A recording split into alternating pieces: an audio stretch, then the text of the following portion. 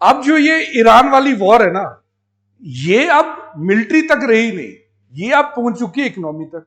आज सुबह यूएसए ने ईरान की जिस साइड पे टारगेट किया, जिस साइड पे अटैक किया, वो साइड थी खर्ग आइलैंड। खर्ग आइलैंड बिल्कुल आप देखेंगे ईरान से बिल्कुल पास में, और इस आइलैंड की खास बात यह है कि यहां से 95% तेल जो ईरान एक्सपोर्ट करता है वो यहीं से आता है। इस 95% का भी एक बहुत परसेंटेज, हाई परसेंटेज चाइना जाता है। अब अगर आप डॉट को कनेक्ट करेंगे तो अमेरिका अब उन साइट्स को टारगेट कर रहा है जहां से रेवेन्यू आता है ईरान को, जिससे वो इस जंग में जीवित रह सकता है। ईरान ने भी पलटवार किया है। ईरान ने भी अमेरिका की एक साइड पे जो कि यूएई में था, ऑयल का ही डिपो था, ऑयल का ही पोर्ट था, उसे टारगेट कर दिया। तो दोनों तरफ से अब एक दूसरे की इकोनॉमिक इंस्टॉलेशंस को अटैक किया जा रहा है। जैसे मैंने आपसे कहा, ये ईरान है, ये खर्ग आइलैंड है। इसी के बिल्कुल पास आप देखेंगे स्ट्रेट ऑफ हॉर्मुज, पास में ही। यहीं पर आप देखेंगे कि ये मल्टी यूटिलिटी का आइलैंड है। यहां पर ऑयल फील्ड्स भी हैं, यहां पर मिलिट्री बेसिस भी हैं, इवन यहां पर नेवल पोर्ट भी है ईरान का, क्योंकि स्ट्रेटेजिकली उसके लिए बहुत ज्यादा इंपॉर्टेंट है। जैसा मैंने कहा, एक हाई परसेंटेज तेल ईरान की इकोनॉमी का यहां से जाता है।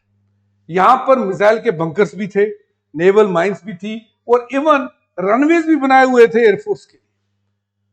अमेरिका का ऐसा कहना है कि उसने डिफेंस इंस्टॉलेशन पे अटैक किया हुआ।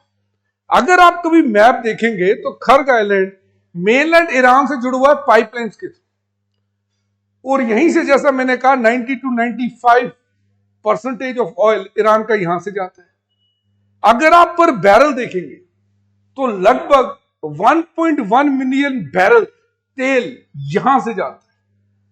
तो आप समझिए कि अगर यूएसए ने अटैक किया है तो यूएस ने अटैक बिल्कुल उसी जगह किया है जहां से इसे पैसा मिलता है। जहां पे ये आइलैंड है, यहां से तकरीबन पूरी दुनिया में एक्सपोर्ट होता है तेल, लेकिन सबसे हाई परसेंटेज 75% चाइना में होता है। तो चाइना के लिए स्ट्रेटेजिकली बहुत ज्यादा इंपॉर्टेंट, और चाइना ही कहीं ना कहीं इनडायरेक्टली इस वॉर को फ्यूल कर रहा था इस ऑयल को खरीद के। एक अगर आप नजर घुमाएंगे कभी पेट्रोल की कीमतों पे, तो पेट्रोल की जो क्रूड ऑयल की कीमत है वो लगातार बढ़ती जा रही है। ये वो पॉइंट है जहां पर अटैक हुआ था, जहां पर अमेरिका ने अयतुल्ला खमई को नॉकडाउन किया, ये वो वाला पॉइंट है। यहां से अगर आप लगातार देखेंगे तो जो ऑयल प्राइसेस है वो बढ़ती जा रही है। और ईरान का अगर हम अभी जैसा अटैक्स हो रहे हैं एक दूसरे के पोर्ट्स पे या ऑयल इंस्टॉलेशन पे अटैक कर रहे हैं, तो जाहिर सी बात है ये आगे और ज्यादा बढ़ेगा। अगर आप देखेंगे, इससे कहीं ना कहीं खर्ग आइलैंड को ईरान का जेवल कहते थे, कोहिनूर कहते थे, क्योंकि इनके लिए इकोनॉमिकली बहुत ज्यादा इंपॉर्टेंट था। इस अटैक की जानकारी डोनाल्ड ट्रंप ने खुद सोशल मीडिया पे दी, लेकिन डोनाल्ड ट्रंप ने जो वर्डिंग यूज की, अगर हम उसे ध्यान से पढ़ें तो डोनाल्ड ट्रंप ने साफ साफ लिखा है कि I have chosen not to wipe out the oil infrastructure on the island. Donald Trump ने खुद कहा है कि मैंने ऑयल इंफ्रास्ट्रक्चर के साथ नहीं छेड़ा, मैंने केवल मिलिट्री इंस्टॉलेशन जो यहां पर थी, क्योंकि मैं स्टेट ऑफ हॉर्मुज को सिक्योर करना चाहता था, उसको ऊपर मैंने टारगेट किया। रिटेलिएशन तो आना ही था, और रिटेलिएशन आ भी गया, लेकिन ट्रंप ने जो वर्डिंग यूज की थी उससे ये साफ जाहिर हो रहा है कि उन्होंने ऑयल बैंक्स को भी डिस्ट्रॉय किया हुआ है, इसीलिए तो वापस रिटेलिएशन हुआ। ट्रंप की वर्डिंग तो हम सबको पता है कि बहुत ही डिफरेंट अंदाज में वो चीजों को कहते हैं। उन्होंने यह कहा था, for the reason of decency, मैंने ऑयल इंफ्रास्ट्रक्चर को डिस्ट्रॉय नहीं किया, और इवन वार्निंग भी दे दी कि आप स्ट्रेट ऑफ हॉर्मुज को ब्लॉक नहीं कर सकते, अगर आप करेंगे तो हम और ज्यादा रिटेलिएशन बढ़ा देंगे। आगे बढ़ने से पहले आपसे एक चीज शेयर कर दूं, यदि आप यूपीएससी की तैयारी कर रहे हैं और वहां से पढ़ना चाहते हैं जहां से अनुज अग्निहोत्री जैसे टॉपर्स ने पढ़ा, तो अनअकैडमी आपके लिए सही प्लेटफॉर्म है। इंडिया के बेस्ट एजुकेटर्स यहां पर आपको यूपीएससी के बिल्कुल बेस से लेके प्लिंथ तक आपको पढ़ाएंगे, टॉप तक, पैरामाउंट तक आपको पढ़ाएंगे एंड आपकी जो तैयारी है उसे आसान बनाएंगे। हमारी सब्सक्रिप्शन अभी 16,999 रुपीज में मिल रही है।